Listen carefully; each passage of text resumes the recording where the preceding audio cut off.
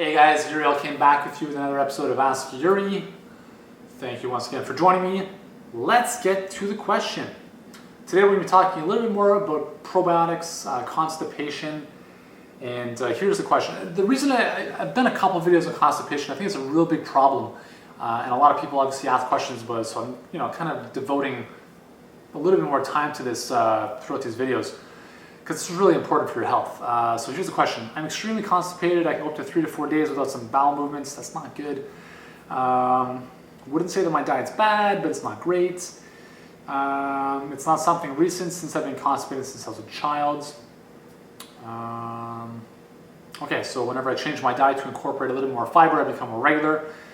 However, I can't seem to do this for a long time. Okay, so basically she's noticing that she's becoming very uncomfortable. Her stomach size increases after 3 to 4 days with no bowel movements. That makes sense because if the waste is not going anywhere, it's just sitting there. And you can store, actually, the human intestines can store up to 60 pounds of fecal matter.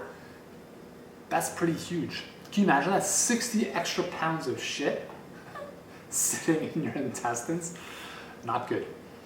I shouldn't laugh. I mean, it's a fairly serious subject for a lot of people. So she's hungry, but she feels like she can't eat because her stomach basically, can't take any more food. So she's got a couple questions.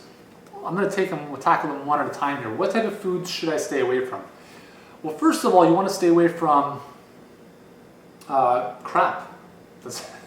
It's actually a pretty good acronym to remember. So stay away from crap. Stay away from caffeine, okay? Because caffeine is a stimulant which is going to basically agitate your intestines to contract a little bit more spasmodically, if you want to call it that. The R stands for refined foods. Refined foods have very little nutrients, no fiber, so they're just sitting in there. They're not mobile. They're not moving through. The A stands for alcohol. Alcohol basically has no benefit to the body, and the P stands for processed foods. So I mean, refined processed foods, very similar stuff. Basically, you want to stay away from a Western diet. Okay, move towards eating more whole foods, lots of fiber, and foods that you're not sensitive to. So I'm just kind of answering this first question, other foods you should stay away from. Try to avoid eating lots of meats, right? Lots of animal products are not going to be digested very well. They tend not to move through the intestines very well if you're not getting enough fiber. And if you get a lot of meat sitting in your intestines, that is correlated with development of polyps, which is also correlated with development of colorectal cancer. So not a great thing. So not too much animal protein. I wouldn't go crazy on the grains as well. Things like wheat, most people are sensitive to, will just kind of further the problem. So what type of food should permanently be part of my diet? Well, first off, lots of vegetables, lots of fruit, because they're going to be very good sources of fiber, very good sources of water as well. You also want to add lots of water into your diet, because water is going to help flush things through.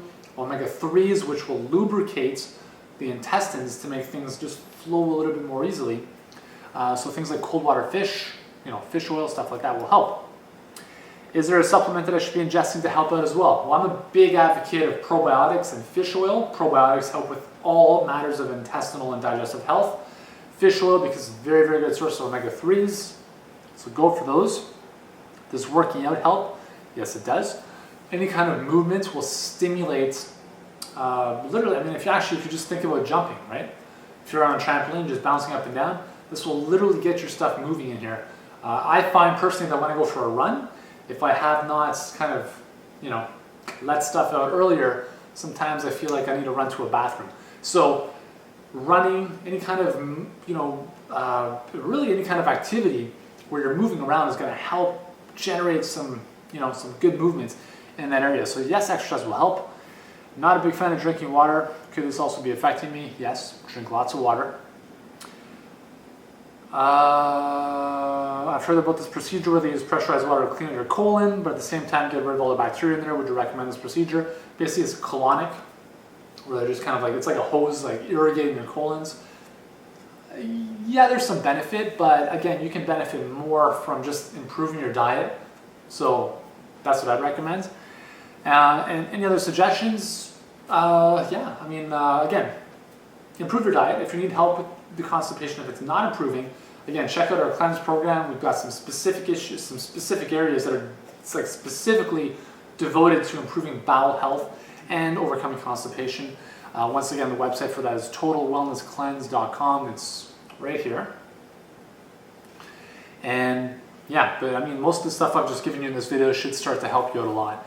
And once again, just thanks a lot for your question. Again, if you need more specific kind of day-to-day help, join me on Facebook. I'm answering your questions live there. So just check me out. Just search Gabriel Kim on Facebook. You'll find me. And until the next episode, thanks for watching and have a great day.